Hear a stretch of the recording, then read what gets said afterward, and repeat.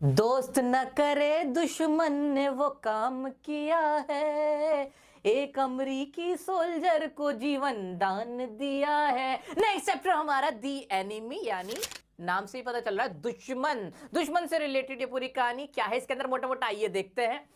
Doctor Sadao is a Japanese doctor, lives with his wife Hana. एक जापानी doctor है जिनका नाम है डॉक्टर सदाओ, अपनी बीवी हाना, बड़ी प्यारी इनकी लव मैरिज थी।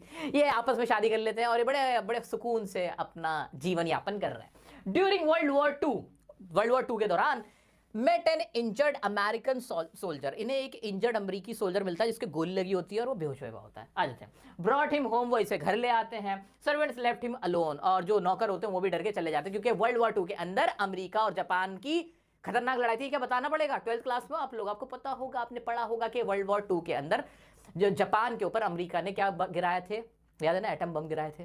तो इनकी खतरनाक जंग चल रही थी और उसी जंग के अंदर, उसी युद्ध के दौरान इनको एक दुश्मन सैनिक मिलता है और इसे घर ले आते हैं। इस बात से खफा होकर डरने की वजह से इनके जो नौकर होते हैं वो भी इनको साथ अकेला छोड़ के चले जाते हैं। Soldier's health improved, doctor Sadao decided to kill him.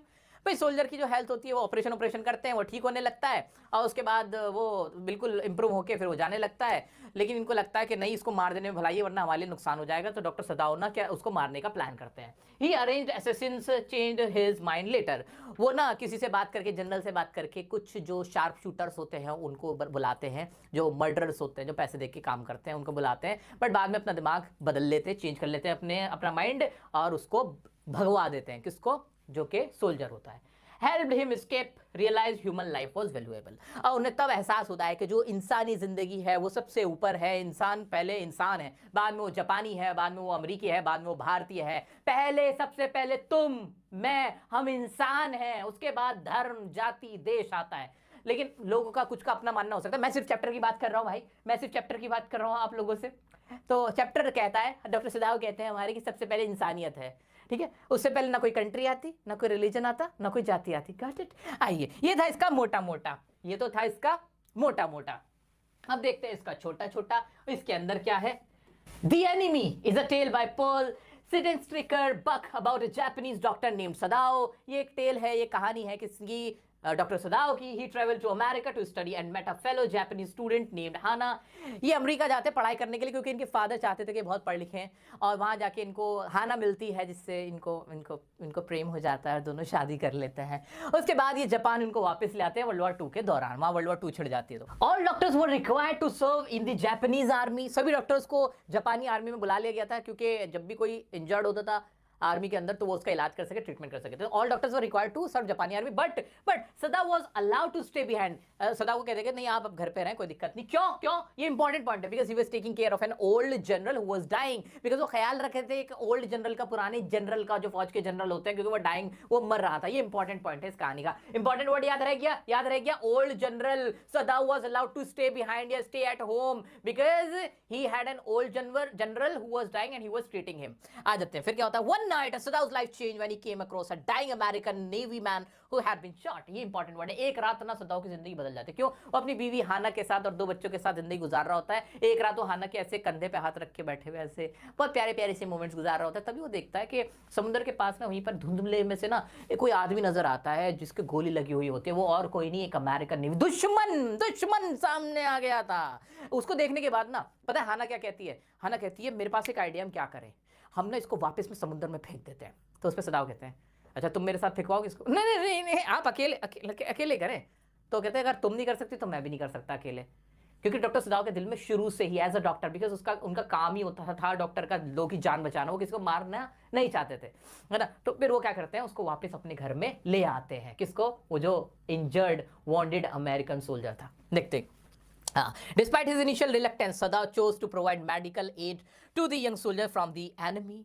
शुरुआत में रिलेक्टेंट होते हैं, इंपॉर्टेंट वर्ड है reluctant. Doctor सदाव was reluctant initially. शुरुआत में इनिशियली क्या थे? वो रिलेक्टेंट थे। ही वाज रिलेक्टेंट, बार बार बोलो, याद हो जाएगा। सदाव क्या करते हैं, उनको मेडिकल एड देते हैं, उसको घर पे ले आते हैं। Sadao knew it was risky to help the enemy but he still look the soldier into his home but he still took the soldier into his home to protect him from danger. उन्हें पता था कि it was risky, कि बहुत risky है, it was risky के soldier को लेके आना, इससे ना उनकी खुद की जान के वांदे हो जाएंगे कि एनिमी की आप मदद करो, लेकिन वो उसको घर पे ले आते हैं। Unfortunately Sadao's decision to help the enemy cause his servants to abandon him, leaving him alone to deal with the consequences of his choice. बहुत पूरा एक साथ इसलिए पढ़ दिया क्योंकि बहुत आसान सी लैंग्वेज है।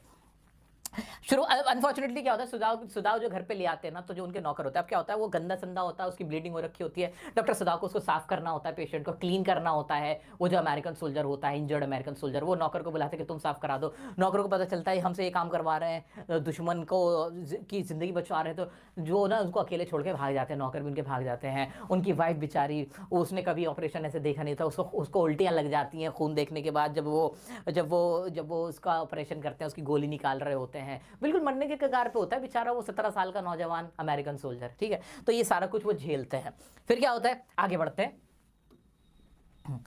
As time passed, जैसे ही वक्त बीतता है, the soldiers health improve, soldier की हेल्थ इंप्रूव हो जाती है, वो ठीक हो जाता है, उसको इलाज मिल जाता है, and he was no longer under Sadao's care. अब वो सदाव की उसकी केयर में नहीं रहता, उसको सदाव की जरूरत नहीं होती है उनकी ध्यान की।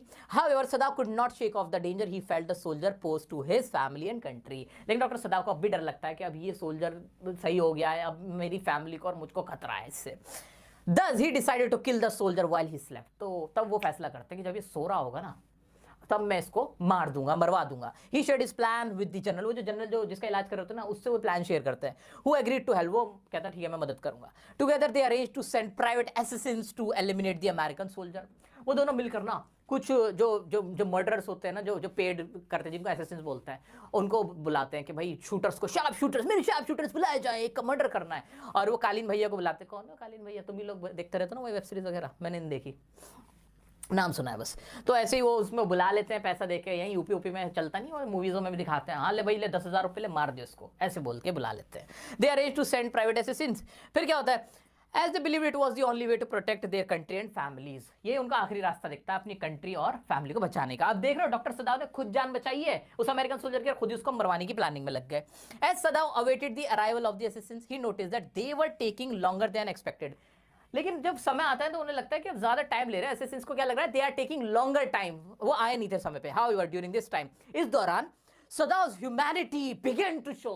सदाव के अंदर का ना इंसान जाग जाता है, ये मैं क्या कर रहा हूं, मैं तो इंसान हूं, और इंसान का धर्म होता है इंसान को बचाना। इस दुनिया का सबसे बड़ा धर्म कौन? इंसानियत। सबसे अच्छा धर्म कौन? इंसानियत है। ये इंसानियत जाग जाती है डॉक्टर सदाव की। कब जाग जाती है? इंपॉर्टेंट पॉइंट है, when he was waiting for the assassins to kill American soldier. उस टाइम पे मीनवाइल डॉक्टर सदाव की जो ह्यूमैनिटी होती है वो जाग जाती है, ठीक है। Humanity began to show.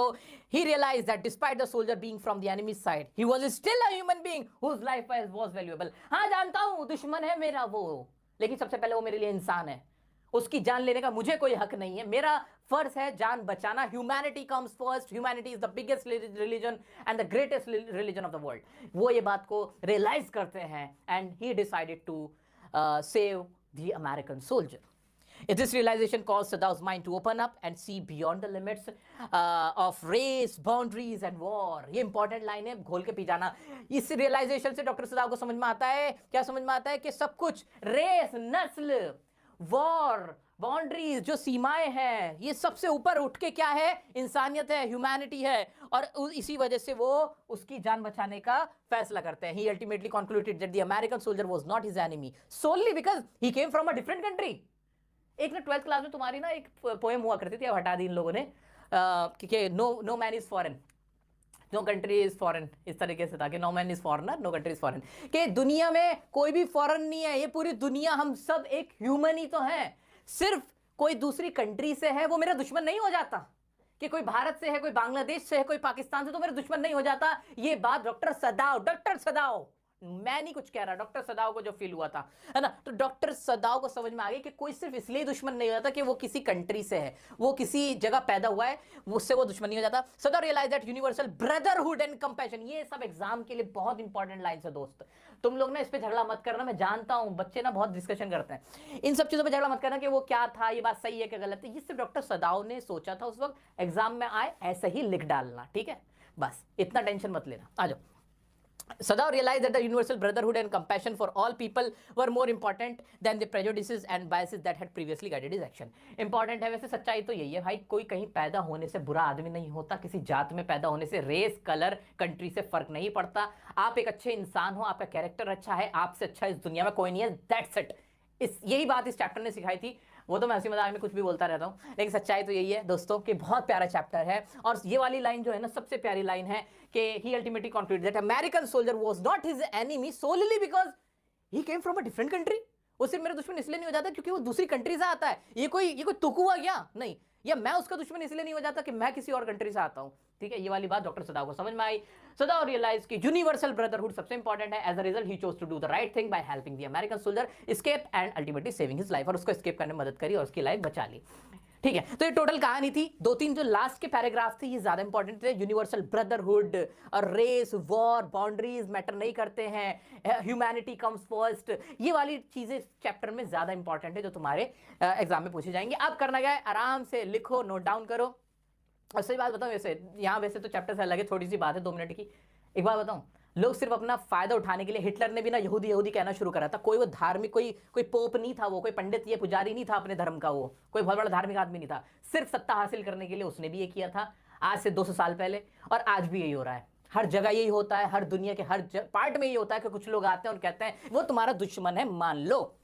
अब तुम भूल जाते हो और हम भूल जाते हैं, हम मासूम होते हैं, हम भी मान लेते हैं हमारा दुश्मन है, जबकि कोई हमारा दुश्मन नहीं होता। चाहे वो कोई सी भी कास्ट से हो, कोई सी भी रिलीजन से हो, कोई सी भी कंट्री से हो। अच्छा आदमी अच्छा होता है, बुरा आदमी बुरा होता है, सिंपल। ठीक है, तो ये इस चैप्टर की भी कहानी।